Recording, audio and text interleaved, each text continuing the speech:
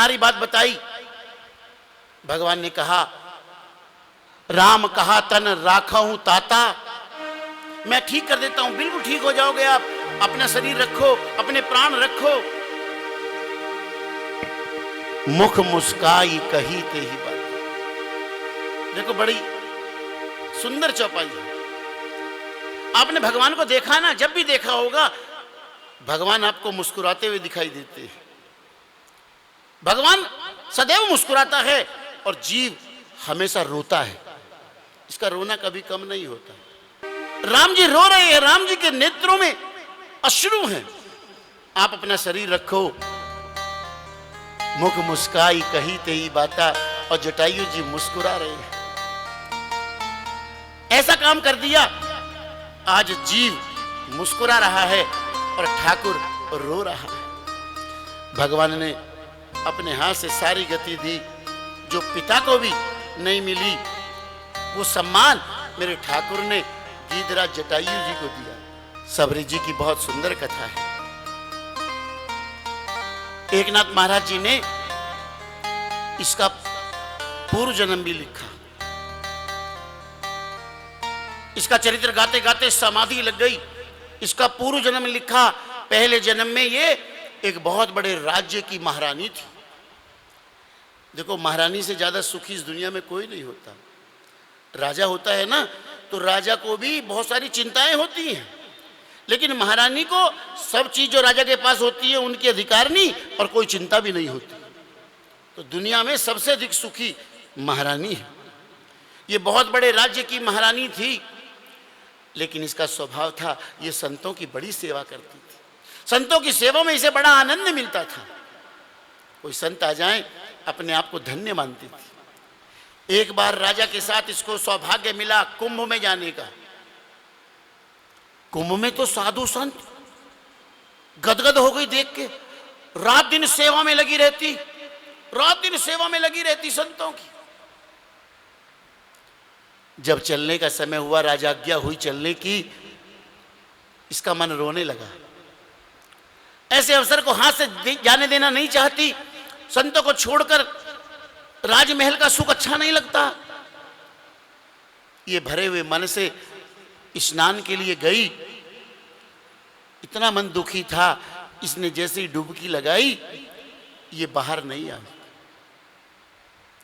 इसने जल समाधि ले ली। आत्महत्या पाप है, पाप है। इसीलिए इसका जन्म एक बहुत नीची जाति के, भील जाति में, सबर जाति में इसका जन्म हुआ। जब ये थोड़ी बड़ी हुई, 12-13 वर्ष की हुई होगी, इसने देखा कि उसके पिताजी बहुत सारे पशु लेकर आए। इसने पूछा, पिताजी इतने सारे पशुओं का क्या होगा? इसके पिता ने कहा, बेटी तेरा विवाह करना है, बारातियों के भोजन के लिए लाया हूं, तैयारी कर रहा हूं ना तेरे विवाह की। इसका मन रो पड़ा। निरीह पशुओं की हत्या होगी मेरे विवाह के लिए? मुझे विवाह नहीं करना है। इसने रात्रि में ही अपना घर छोड़ दिया। दौड़ते दौड़ते घने वनों में आ गई। मातंग ऋषि का आश्रम है। ये वहीं एक पेड़ पर रहने लगी। ऊंचे पेड़ पर इसने रहने का स्थान बना लिया। वो ऐसा समय था स्त्री का प्रवेश आश्रमों में वर्जित था। आश्रम में नहीं जा सकती, स्त्री जाती है। लेकिन संतों के दर्शन हों, संतों की सेवा करूं, ऐसे भाव से इसने वृक्ष पर अपना रहने का स्थान बना लिया। रात्रि के दूसरे पहर में उतरती और पुष्प, समिधा, सुंदर सुंदर लकड़ियां, जो भी जरूरत का सामान है संतों के, वो उनके द्वार पर चुपके से रख देते। कुछ दिनों में देखा, संतों में चर्चा हुई, ये कौन है जो हमारे द्वार पर ये सब समिधा और पुष्प रख जाता है? ये कौन है? मातंग ऋषि ने कहा, ढूंढो, देखो उसे कौन है, ये कौन कर रहा है। कुछ ऋषि नवयुवक रात्रि में पहरा लगाने लगे, देखने लगे। एक दिन इसे सामान रखते हुए देख लिया। चारों तरफ से घेर लिया, चोर पकड़ा गया, चोर पकड़ा गया, चोर पकड़ा गया। डर गई, इसे लेकर मतंग ऋषि के पास आई। मतंग ऋषि ने कड़कड़ती आवाज में पूछा, कौन है? झूठ मत बोलना, सच बता, किसके कहने से करती है? कौन है तुझे आश्रम में भेजने वाला?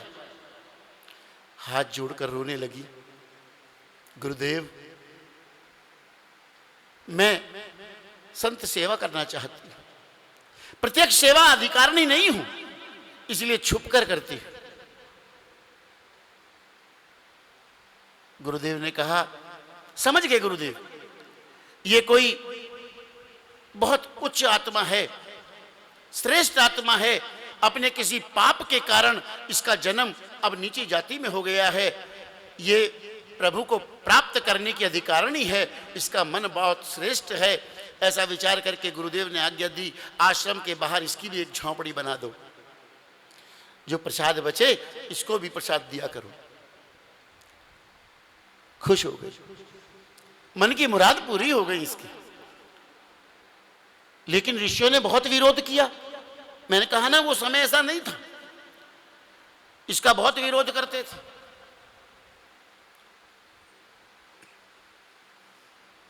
एक दिन जब गुरुदेव इस संसार को छोड़कर जाने लगे, ये गुरुदेव के चरणों में गिर पड़ी। गुरुदेव, ये किंकरी भी आपके साथ जाएगी, ये सेविका आपके साथ जाएगी, आपके साथ ही अपने प्राण छोड़ेगी गुरुदेव।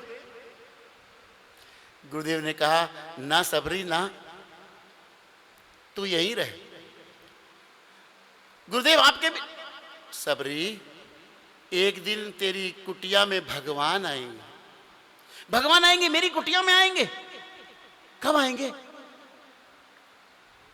काल के भी काल हैं, महाकाल हैं, काल तो कोई बता ही नहीं सकता, लेकिन सबरी मैं इतना जानता हूं, बहुत जल्दी एक दिन भगवान तेरी कुटिया में आएंगे।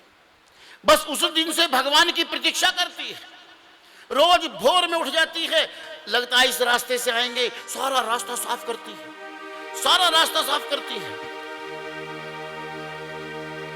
लगता है इस रास्ते से आएंगे, इसको साफ करती है, सारे रास्ते साफ करती है, पुष्प बिछाती है, मेरे ठाकुर जरूर आएंगे। शाम हो जाती है, आज नहीं आ पाए कोई बात नहीं, कल सुबह जरूर आ जाएंगे। जीवन में यही क्रम है, और प्रतीक्षा से भगवान जरूर मिलते हैं।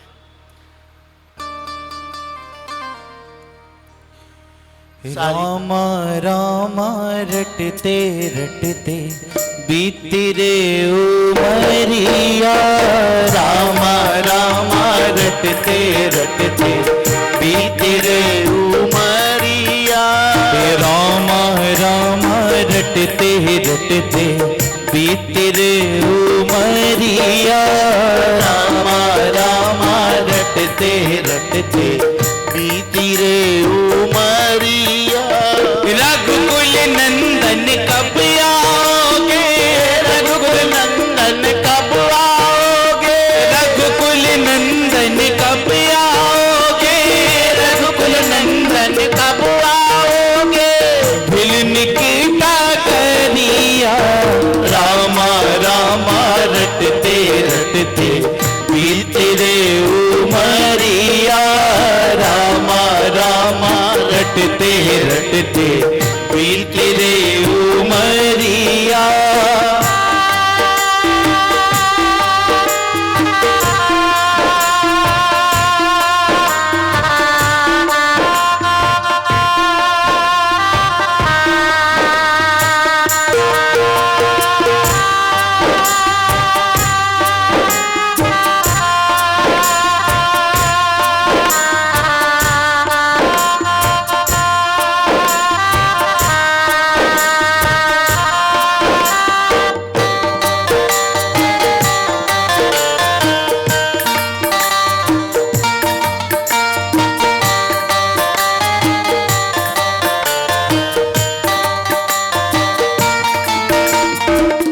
शबरी भिलनी की जाई, भजन भावना जानो रे, मैं शबरी भिलनी की जाई, भजन भावना जानो रे, मैं शबरी भिलनी की जाई, भजन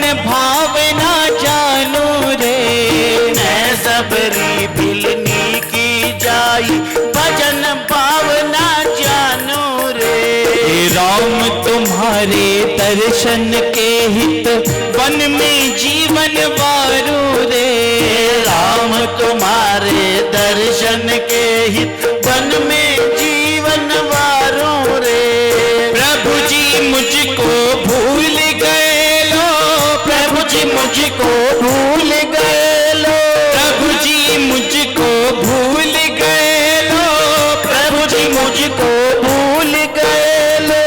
काशी की खाकरिया राम राम रटते रटते बीते रे उमरिया। राम राम रटते रटते बीते रे उमरिया। रघुकुल नंदन कब आओगे, रघुकुल नंदन कब आओगे, रघुकुल नंदन कब आओगे, रघुकुल नंदन कब आओगे।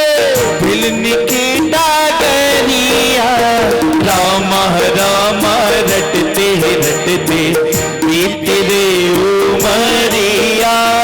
राम राम रटते रटते बीते रे उमरिया, बीते रे उमरिया। राम राम रटते रटते बीते रे उमरिया।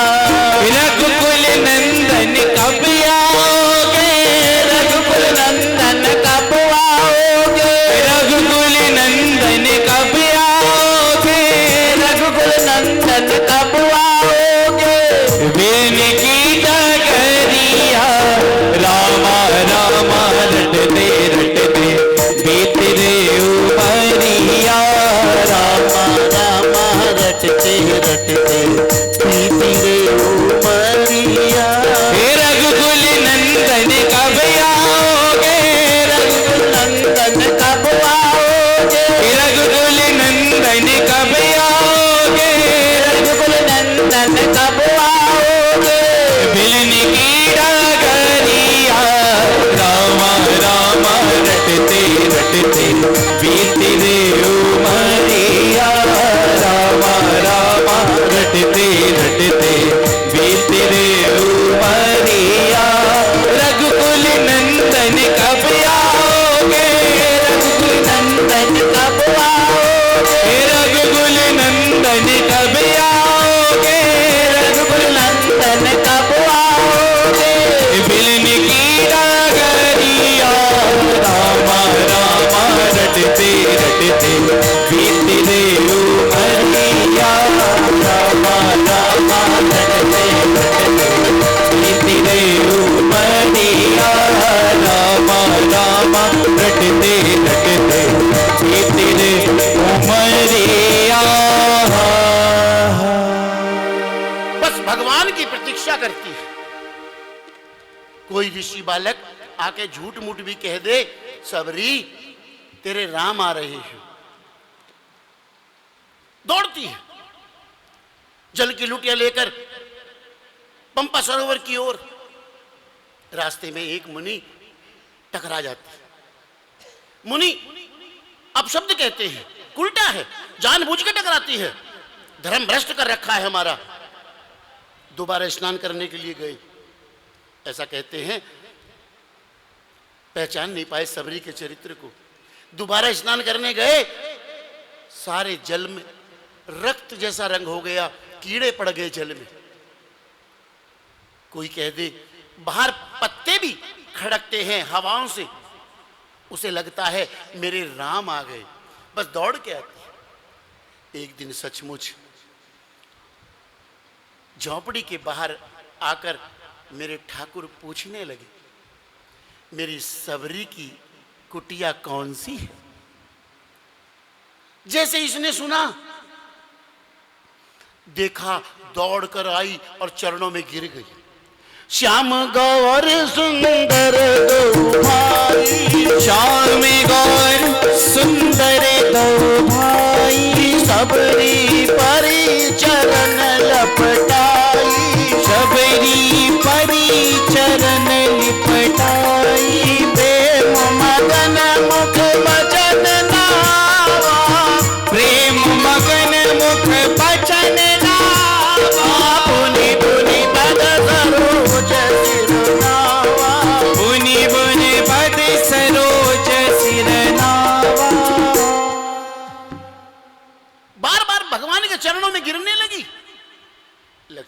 कहा, बिठाएगी नहीं क्या? ऐसे ही दौड़ कर गई।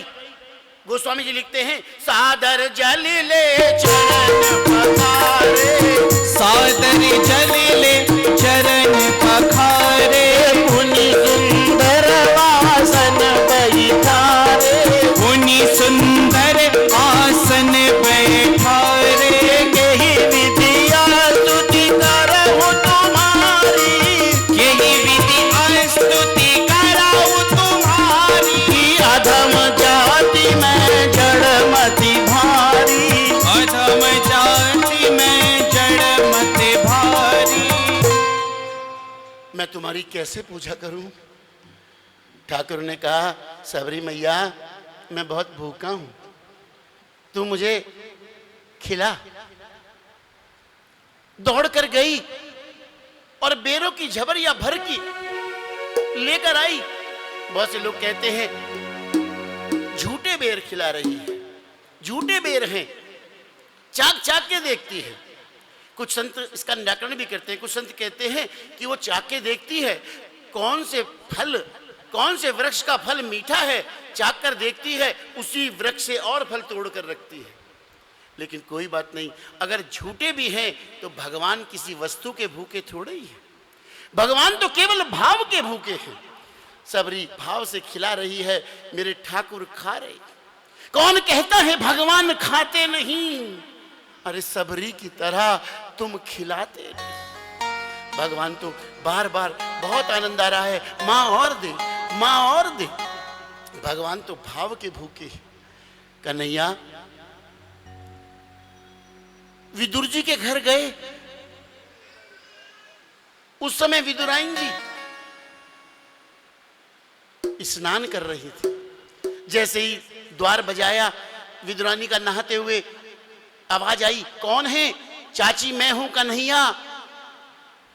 भूल गई, सुध बुध भी भूल गई और दौड़ कर चली आई, द्वार खोल दी। कन्हैया ने तुरंत अपनी काली कमरी चाची के ऊपर डाली। चाची मैं बहुत भूखा हूं। बिठाकर कदरी फल, केले छील छील कर फल तो फेंकती रही और छिलके भगवान को देती रही। भगवान छिलका खाते रहे। विदुर जी आए तो देखा छिलका एक नहीं है, फलों का ढेर पड़ा है। कहा, भगवान क्या कर रही है? ठाकुर को क्या खिला रही है? छिलके खिला रही है। कन्हैया ने कहा, चाचा जी सच कहता हूं, आज जो स्वाद इन छिलकों में आया है, मुझे जीवन में कभी फल में भी नहीं आया। मुझे भगवान तो भाव का भूखा है, भाव से खिलाएं तो भगवान को खाने आना पड़ता है। वो कथा तो आपने सुनी है ना, पिता कह के गए कर्मा बाई से, भगवान को भोग लगा देना, खिचड़ी खिला देना। खिचड़ी लेके बैठ गई, नहीं जानती भोग कैसे लगाते हैं। सोच आजकल के लोग तो भोग लगाते हैं, बस उठा लिया, सोचा भोग लग गया। भाव तो है ही नहीं, तो भगवान क्या खाएगा, क्या भोग लगाएगा? थाली भर के लाई खींचड़ो, ऊपर घी की बाट की, जी में मारो श्याम घनी, जिमावे बेटी जाट। थाली भर के लहर खींचड़ो, ऊपर घी की बाट की। थाली भर के लहर खींचड़ो, ऊपर घी की बाट की। जिमोरे मारो श्याम धनी, जिमावे बेटी जाट की। थाली भर के लहर खींचड़ो, ऊपर घी की बाट की। जिमोरे मारो श्याम धनी, जिमावे बेटी जाट।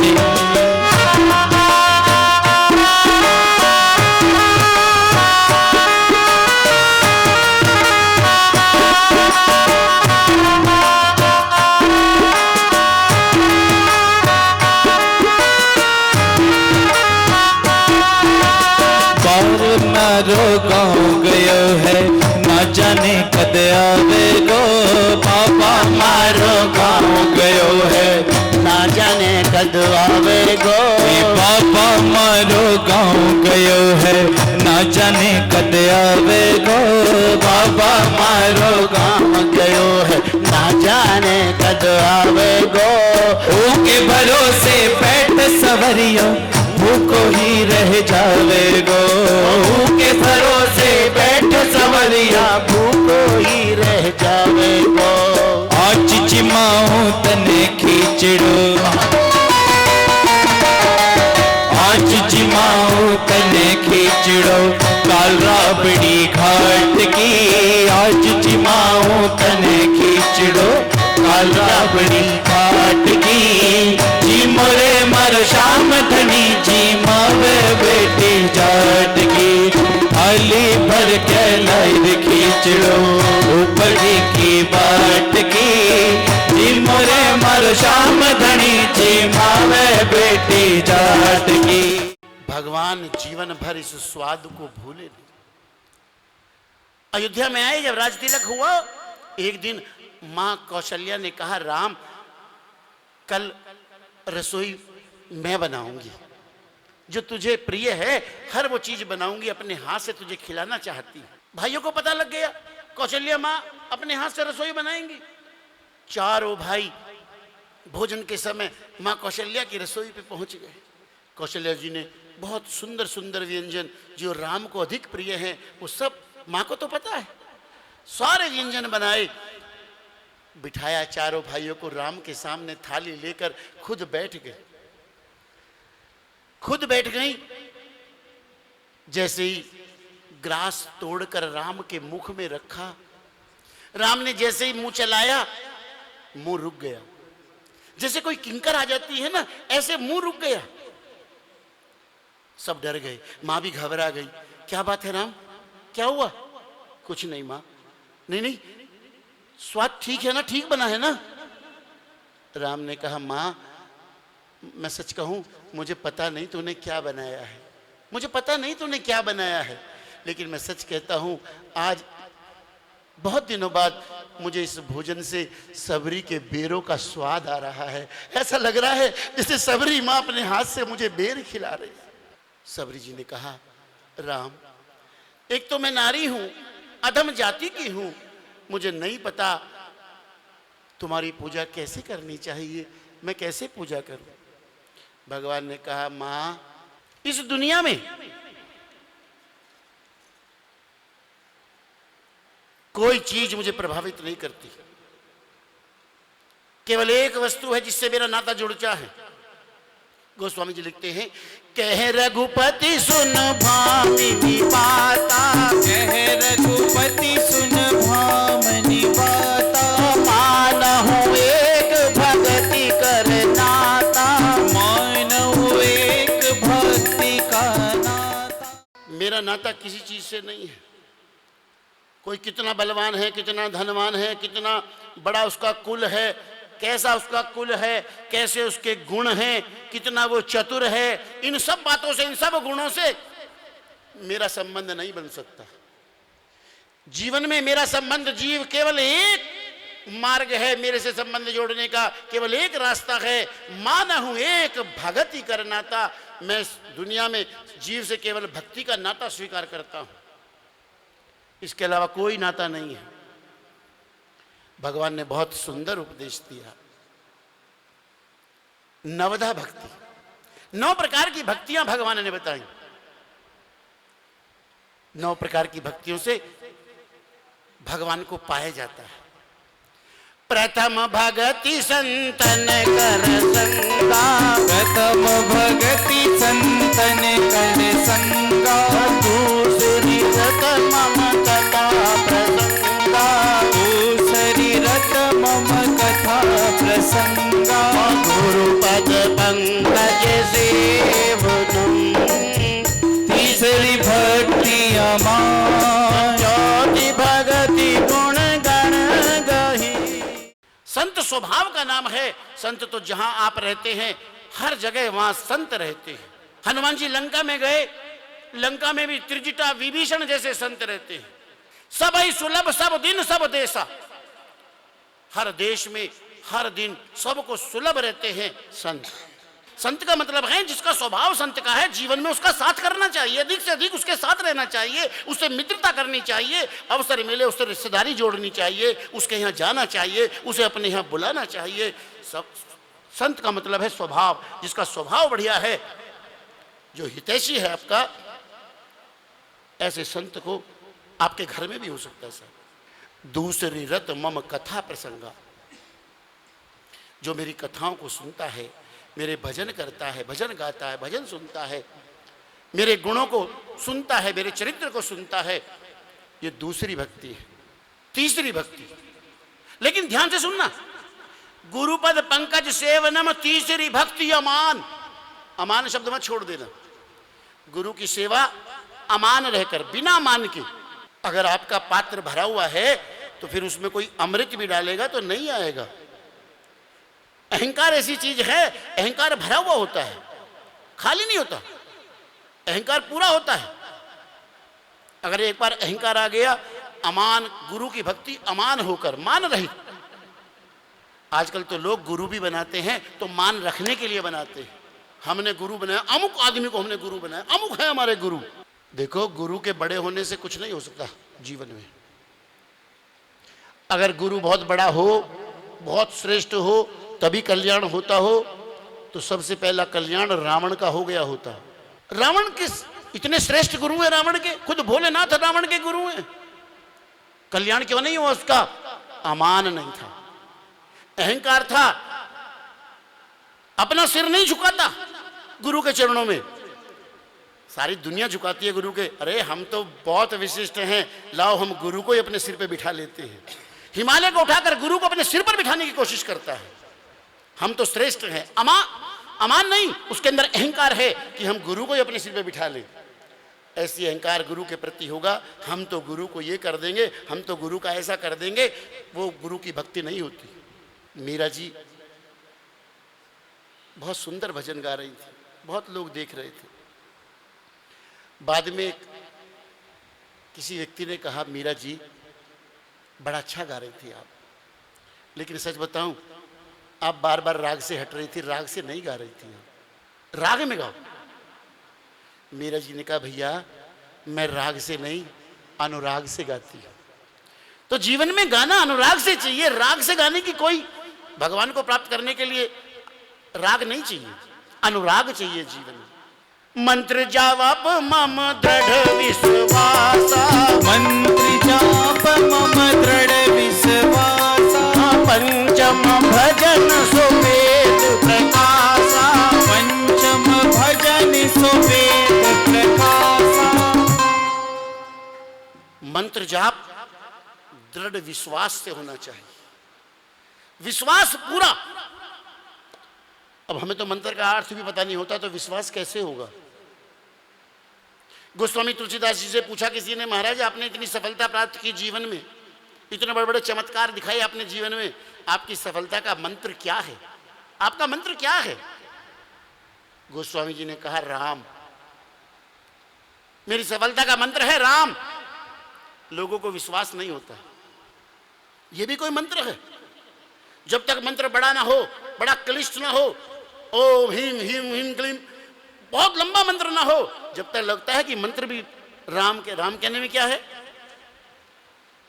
दृढ़ विश्वास के साथ मंत्र का जाप होना चाहिए। एक व्यक्ति मंत्र लेके आया बहुत दुर्गा जी का, और दुर्गा जी के सामने मंत्र पढ़ने लगा। गलत पढ़ता था, बहुत गलतियां करता था बीच में। दुर्गा जी को गुस्सा आ गया, ये कैसा भक्त है, गलत मंत्र पढ़ता है। प्रकट हो गई, और प्रकट होकर उसके एक कान पे एक तमाचा दिया। मंत्र गलत पढ़ता है, ठीक मंत्र पढ़ाकर। उस भक्त ने पैर पकड़ लिए, बोले आज के बाद तो गलत ही पढ़ूंगा। बोले क्यों? बोले मुझे पता चल गया कि गलत पढ़ने से तुम आ जाती हो, अच्छे का तो मुझे पता ही नहीं, अच्छा मंत्र पढ़ूं तुम आओ या ना आओ। कहने का आशय है विश्वास दृढ़ होना चाहिए। पंचम भजन सो वेद प्रकाशा, जो वेद हमारे कहते हैं, हमारे पुजारी जी पूजा पद्धति बताते हैं, वेदों के अनुरूप बताते हैं। वेदों के अनुरूप बात कितनी बढ़िया हो, अगर वेद हमारे नहीं कहते वो भक्ति नहीं हो सकती। भजन वेदों के अनुरूप होना चाहिए। सप्तम सब मोहि मैं जग देखे, सारे संसार में मेरे दर्शन करें। सिया राम मैं सब जग जानी, करहूं प्रणाम जोरी जुग पानी। सब राम का अंश है, ऐसा भाव अपने मन में रखे। सब भगवान के बनाए हुए हैं, मैं भी भगवान का अंश हूं और मेरे सामने जो है ये भी भगवान का अंश है। हम करते हैं ना राम राम जी, राम जी नहीं, राम राम जी। तेरे अंदर राम है, मेरे अंदर राम है, राम राम जी। जो भी मिले दो बार, मेरा राम तेरा राम, दोनों के अंदर राम है। मोते संत अधिक कर लेखे, और मेरे से अधिक संत की सेवा, संत का यशोगान, संत का बड़प्पन मेरे से ज्यादा रखे। भगवान आते हैं, मैं मानता हूं, जानता हूं भगवान आते हैं, लेकिन मैं नहीं जानता कि भगवान कौन से मार्ग से आते हैं।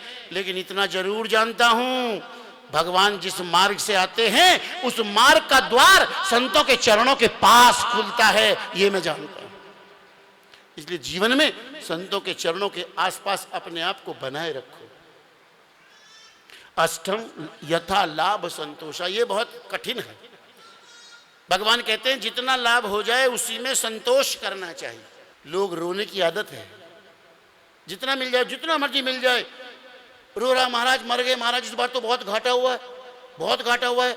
महाराज सोचे कहीं इसलिए तो नहीं कह रहा मैं मांग लूं कुछ, कभी घाटा पूछ ही लिया, भाई घाटा किस चीज में हो गया, क्या किया ऐसा व्यापार में घाटा हो गया। बोले बड़ा घाटा हुआ है जी, पिछले साल 10 करोड़ कमाए थे, अब क्या 4 करोड़ रह गए, 6 करोड़ का घाटा हो गया। भाई इसका कोई इलाज नहीं है। यथा लाभ, जितना लाभ हो जाए उसी में संतोष करना चाहिए। सपने हो नहीं देखे पर दोषा, और सपने में भी दूसरे के दोष नहीं देखने चाहिए। नवम सरल सब सौ छल हीना, व्यक्ति को जीवन में छल रहित व्यवहार करना चाहिए, छल नहीं करना चाहिए। मम भरोस ही है हर्ष न दीना, और जीवन में मेरे पर भरोसा रखना चाहिए। ये 9 भक्ति है। अब आपको सार की बात बताता हूं। ये नवम भक्ति का उपदेश दिया, ये 9 भक्ति का उपदेश नहीं है। ये भगवान ने बड़ी चतुराई के साथ सबरी जी की स्तुति गाई है। बाद में कहा कि 9 की 9 तेरे में हैं, किसी में एक भी हो तो उसका बेड़ा पार हो जाएगा, सब तेरे में है, बाद में कह दिया। अगर भगवान शुरू से कहते ये भक्ति तेरे अंदर है माँ, ये भक्ति तेरे अंदर है माँ, सबरी जी शरण से गड़ जाती, सुनती नहीं। प्रभु क्यों बार बार कह रहे हो? इसलिए भगवान ने 9 भक्ति बताई और स्तुति कर दी मैया सबरी की। ये 9 भक्ति माँ तेरे अंदर हैं, किसी के अंदर एक भी हो कल्याण हो जाए। पूछा कहाँ मिलेंगी? जानकी जी की कोई सुधी? हाँ जाओ, ऋषिमुख पर्वत पर जाओ, सुग्रीव जी वहां रहते हैं, उनसे मित्रता करो, आपको जानकी जी का पता लग जाएगा। भक्ति देवी को भक्त बता सकता है।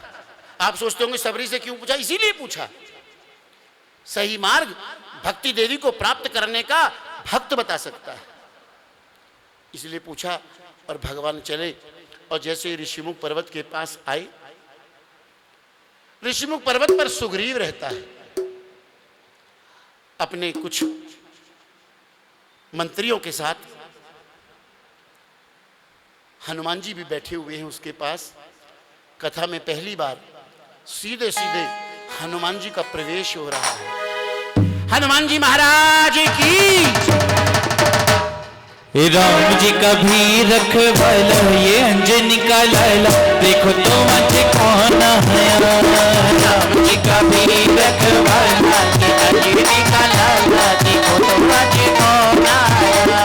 राम जी का भी रखवाला ये अंजनी का लाला, देखो तो मुझे कौन आया। राम जी का भी रखवाला ये अंजनी का लाला, देखो तो मुझे कौन आया।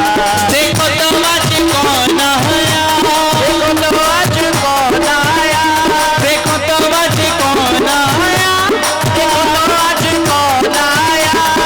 राम जी का भी रखवाला ये अंजनी का लाला, देखो तो आज कौन आया। राम जी का भी रखवाला ये अंजनी का लाला, देखो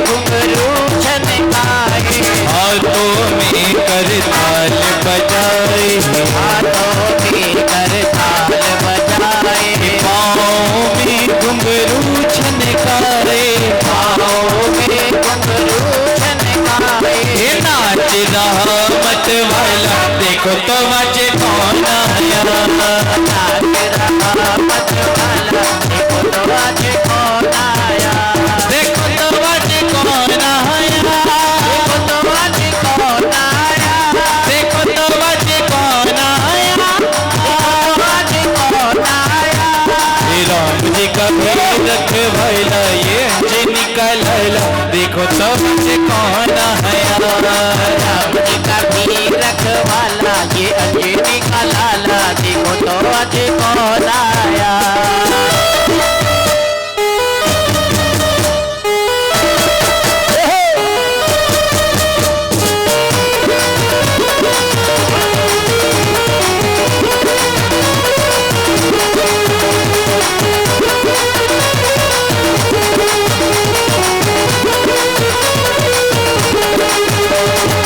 माथे तिलक कान में कुंडल माथे तिलक कान में कुंडल कांधे गदा जनेऊ सुंदर कांधे गदा जनेऊ सुंदर माथे तिलक कान में कुंडल माथे तिलक कान में कुंडल कांधे गदा जनेऊ सुंदर कांधे गदा जनेऊ सुंदर लाल लंगोटे वाला देखो तो आज कौन आया। लाल लंगोटे वाला देखो तो आज कौन आया। देखो तो आज कौन आया। देखो तो आज कौन आया। देखो तो आज कौन आया। देखो तो आज कौन आया। राम जी का भी रखवाला ये अंजनी का लाला देखो तो आज कौन आया। राम जी का भी रखवाला ये अंजनी का लाला देखो तो आज कौन आया। सुग्रीव डर कर ऋषिमुख पर्वत पर रहते हैं। इसका चरित्र, इसका स्वभाव बड़ा निर्बल है, दुर्बल है। ये डर कर रहता है। इसका भाई बाली महाबली है, उससे प्राण बचाकर यहां रहता है। ऋषिमुख पर्वत पर बाली आ नहीं सकता। बाली महाअभिमानी है। मैं सुग्रीव के चरित्र को देखना शुरू करूं, पहले बाली का बताऊं। बाली बहुत अभिमानी है। भगवान ने कहा भी इसे मूढ़ तो ही अतिशय अभिमाना, तुझे बहुत अभिमान है। ये बड़ा वीर होकर भी, बलवान होकर भी अभिमान के कारण इसे जीवन में यश नहीं मिला। ये इतना अभिमानी है, इसने बड़े बड़े काम किए। इसने रावण को हरा दिया। रावण को अगर ये मार देता तो इसका नाम बहुत होता। रावण को मार दिया, लेकिन इसे अभिमान है, मार दूंगा तो कौन देखेगा। इसने हरा के उसे बगल में दबा के 6 महीने तक घूमता फिरा, सबको दिखाता हुआ, देखो मैंने हराया है। अभिमान है इसके अंदर। अभिमान के कारण ही दुंदुभी नाम का राक्षस भैंसा बन के आया लड़ने के लिए। इसने उसे जोर से घुमाकर इतनी जोर से पटका, उस राक्षस के प्राणांत हो गया उस राक्षस का। ऋषि संत बहुत खुश होते, इसे बहुत आशीर्वाद मिलते जब पता लगता कि बाली ने दुंदुभी को मार दिया। दुंदुभी बहुत तंग करता था ऋषियों को, लेकिन इसके अंदर अभिमान है। इसने हर काम अपने जीवन में जो भी बढ़िया किया, अभिमान के कारण उसे भेंट चढ़ा दिया। इसे अभिमान हो गया, इसने उसका वध किया। इसने सोचा कि संतों को बताएगा, कौन जाके बताएगा, पता नहीं पता लगेगा या नहीं लगेगा। इसने उठा के उसे जोर से घुमाया और जहां संतों के आश्रम थे वहां जाकर फेंका। मतंग ऋषि के आश्रम पे आकर गिरा। उन्होंने देखा कौन ऐसा दुष्ट है जिसने हमारे आश्रम अपवित्र किए हैं। इसे श्राप दे दिया, जिसने ये कृत्य किया है अगर वो कभी ऋषिमुख पर्वत पर आएगा उसके सिर के टुकड़े टुकड़े हो जाएंगे। ये बहुत चाहता था क्षमा मांग लूं, लेकिन इसकी हिम्मत नहीं पड़ी, कभी पैर रखते ही सिर उड़ जाए। इसने जीवन में अभिमान किया, इस कारण इसका जीवन व्यर्थ चला गया। उसके भाई हैं, उससे डरकर यहाँ ऋषिमुख पर्वत पर रहते हैं। और जैसे ही उसने देखा राम और लक्ष्मण आ रहे हैं, इन्होंने हनुमान जी से कहा, हनुमान तुम जाओ और तुम पता लगाओ, देखो ये कौन है। यद्यपि बाली नहीं आ सकता, लेकिन जब तक दुनिया में हूं उसे चैन नहीं मिलेगा। जाओ तुम सारा पता लगाओ, और अगर मेरा संदेश सही हो, बाली के भेजे हुए दूत हों, तो मुझे इशारा कर देना, मैं दौड़ जाऊंगा। ये दौड़ने में बड़ा पक्का है, दौड़ता रहना चाहता है। हनुमान जी ब्राह्मण का वेश बनाकर गए कि तुम श्यामल गौर शरीरा, कि तुम श्यामल गौर शरीरा, छतरी रूप फिरहु बनबीरा, छतरी रूप फिरहु बनबीरा, कठिन भूमि को मल बदगामी, इनको मल कलगामी, कवन हेतु विचरहु बन स्वामी, भवन एक विचरहु बन स्वामी। आप कौन हैं? क्या आप तीनों देवों में से दो हैं? नर नारायण हैं? आप कौन हैं? जग कारण तारण भव भंजन धरणी भार, कि तुम अखिल भुवनपति लीन मनुज अवतार। क्या तुम परम ब्रह्म हो, मनुष्य का अवतार लेकर धरती पर आए हो? भगवान ने देखा हनुमान अपने आप को छिपा रहे हैं, इसलिए भगवान ने भी अपने आप को छिपा लिया। खुद तो छिपके और हमें प्रकट करना चाहते हो हम कौन हैं। भगवान ने कहा तो ठीक है, अगर तुम छिपे हुए हो तो हम भी अपने आप को छिपाते हैं। भगवान ने कहा कौशलेश दशरथ के जाए, हम पितु बचन मान ही बनाए। मतलब हमने संसार नहीं बनाया, बल्कि हम उनके जाए हैं, महाराजा दशरथ और कौशल्या के। आप कहते हो हमने संसार बनाया? नहीं, हमें बनाने वाले हमारे माता पिता महाराज दशरथ और कौशल्या हैं। आप कहते हो भूमि का भार हरने आए हो, तो हम आपको बताएं भूमि का भार हम क्या हरेंगे।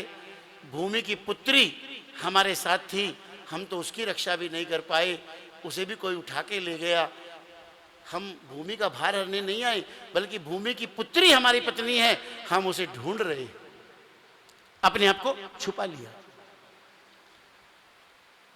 आपन चरित कहा हम गाई, विप्र कहो निज कथा बुझाई। हमने अपना चरित्र गा के बता दिया, अब तुम अपनी कथा बताओ। हनुमान जी समझ गए। एक तो वो आकाशवाणी याद आ गई, कौशल्या दशरथ के घर जन्म लूंगा। दूसरे हनुमान जी समझ गए, कह रहे हैं आपने चरित्र कहा हम गाई, हमने अपना चरित्र गा के बता दिया, तुम अपनी कथा बताओ। हाथ जोड़ के लगे, कथा कहाँ, जीव की तो व्यथा होती है और चरित्र गा के बता रहे हो। गा के चरित्र केवल भगवान का गाया जा सकता है, मनुष्य का चरित्र गा के नहीं बताया जा सकता। हनुमान जी तुरंत भगवान के चरणों में गिर पड़े।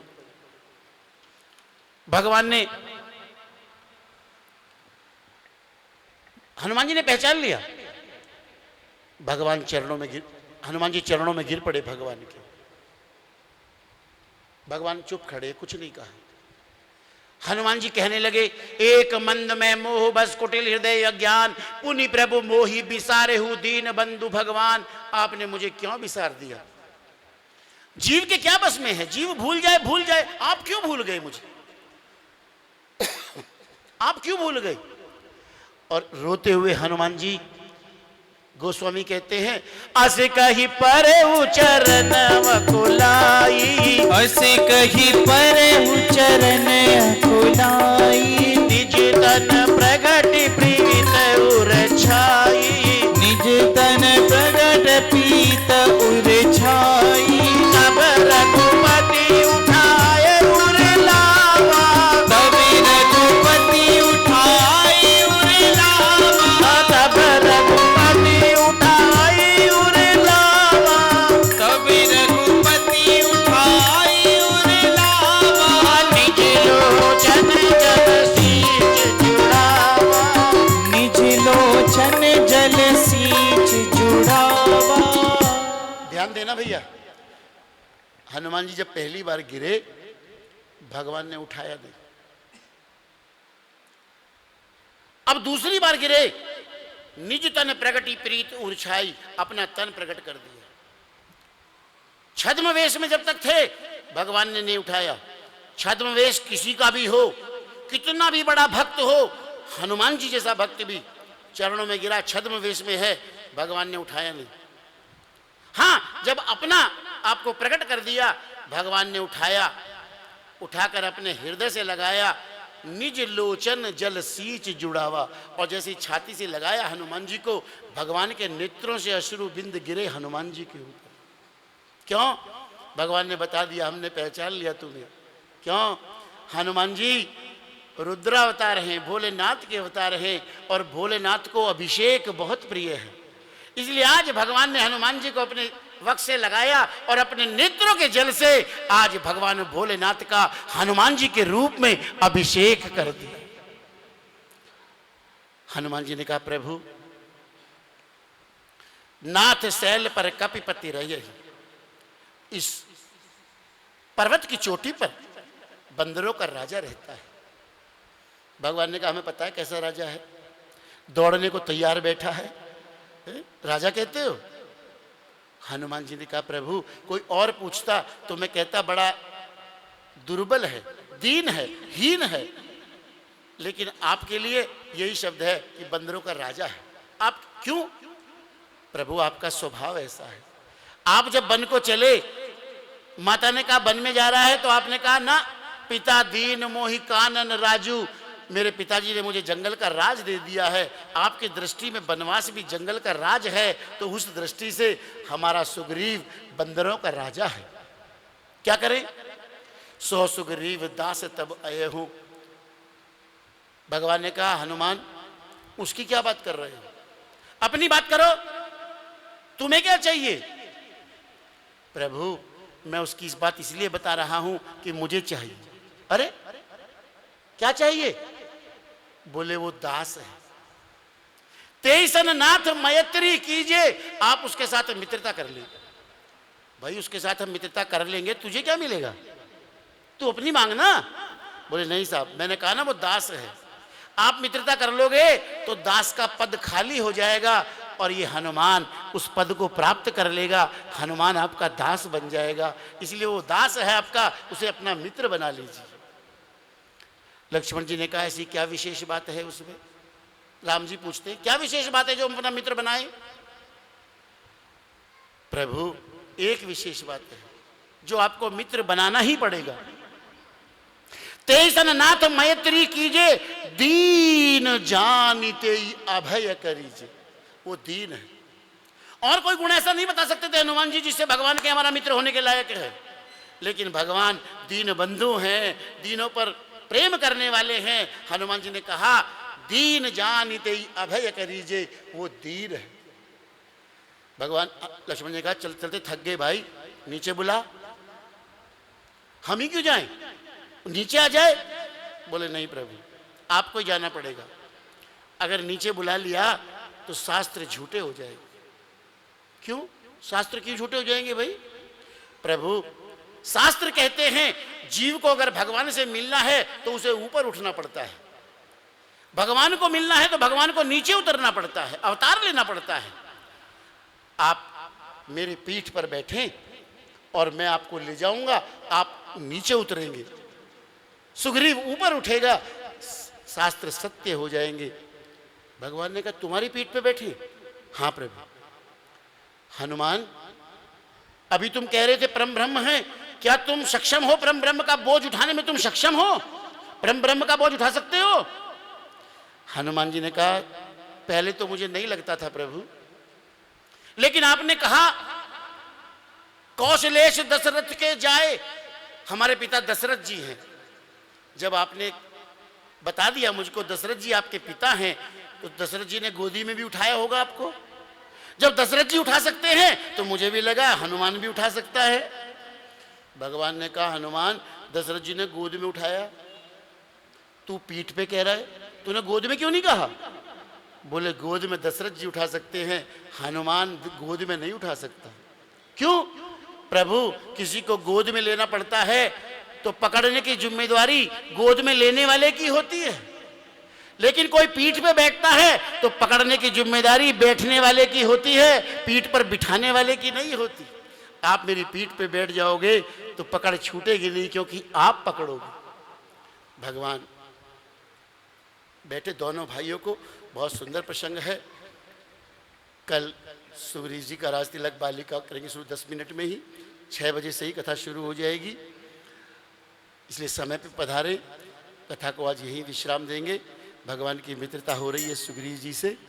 हरे राम राम राम सीता राम राम राम, हरे राम राम राम सीता राम राम राम, श्री राम राम राम सीता राम राम राम, श्री राम राम राम सीता राम राम राम, राम राम राम सीता राम राम राम, राम राम राम सीता राम राम राम, राम राम राम सीता राम राम राम, राम राम राम सीता राम राम राम, हरे राम राम राम सीता राम राम राम, हरे राम राम राम सीता राम राम राम।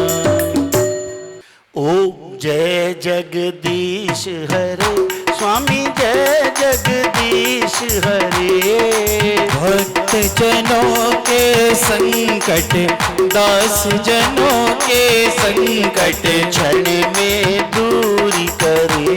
ओम जय जगदीश हरे, जो ध्यावे फल पावे, दुख बिन से मन का, स्वामी दुख बिन से मन का, सुख संपत्ति घर आवे, धन संपत्ति घर आवे, कष्ट मिटे तन का। ओम जय जगदीश हरे, मात पिता तुम मेरे, शरण गहूँ मैं किसकी, स्वामी शरण गहूँ मैं किसकी, तुम बिन और न दूजा, प्रभु बिन और न मेरा, आस करो मैं जिसकी। ओम जय जगदीश हरे, तुम पूर्ण परमात्मा, तुम अंतर्यामी, स्वामी तुम अंतर्यामी, पार ब्रह्म परमेश्वर, पर ब्रह्म परमेश्वर, तुम सबके स्वामी। ओम जय जगदीश हरे, तुम करुणा के सागर, तुम पालन करता, स्वामी तुम पालन करता, मूरत खल कामी, मैं सेवक तुम स्वामी, कृपा करो भरता। ओम जय जगदीश हरे, तुम हो एक गोचर, सबके प्राणपति, स्वामी सबके प्राणपति, जब मिलो दया में, कर मिलो गोसाई तुमको मैं कुमति। ओम जय जगदीश हरे, दीन बंधु दुख हरता, ठाकुर तुम मेरे, स्वामी रक्षक तुम मेरे, अपने हाथ उठाओ, करुणा की शरण लगाओ, द्वार पड़ा मैं तेरे। ओम जय जगदीश हरे, विषय विकार मिटाओ, पाप हरो देवा, स्वामी कष्ट हरो देवा, श्रद्धा भक्ति बढ़ाओ, श्रद्धा प्रेम बढ़ाओ, तन की सेवा। ओम जय जगदीश हरे, तन मन धन सब है तेरा, स्वामी सब कुछ है तेरा, तेरा तुझको अर्पण, तेरा तुझको अर्पण, क्या लागे मेरा